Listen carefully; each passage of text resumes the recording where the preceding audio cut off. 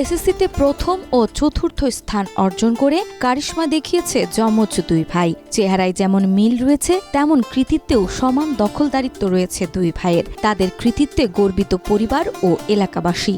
আমি BM laboratory school and college থেকে GPA 5 পেয়েছি এবং তার পাশাপাশি ভালো একটা মার্ক অর্থাৎ 1235 মার্ক অর্জন করেছি, যা সিংড়া উপজেলার মধ্যে চতুর্থতম। নাটোরের সিংড়ায় এবারের এসএসসি পরীক্ষায় যমজ ভাই নাইমুর রহমান রিয়াদ ও নাফিজুর রহমান রিশাদ অসাধারণ ফলাফল করে এলাকা জুড়ে ছড়িয়ে দিয়েছে আনন্দের জোয়ার। বিজ্ঞান বিভাগ থেকে সিংড়া পৌর শহরের বিএম ল্যাবরেটরি স্কুল অ্যান্ড কলেজের পরীক্ষার্থী রিয়াদ উপজেলায় প্রথম ও জেলায় দ্বিতীয় এবং রিশাদ উপজেলায় চতুর্থ স্থান অর্জন করেছে। এর জন্য আমার বাবা মা এবং আমার দাদা দাদি অনেকের অনেক কন্ট্রিবিউশন আছে।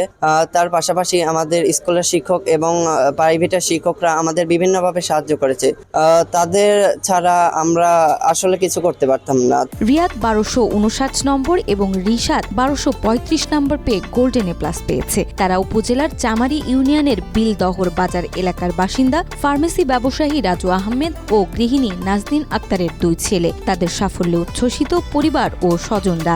আমার ছেলেরাও কৃষক পরিবার থেকে উঠে এসেছে এবং তার লেখাপড়া এত দূর আগাইছে, তার লাগে আমি কৃতজ্ঞ।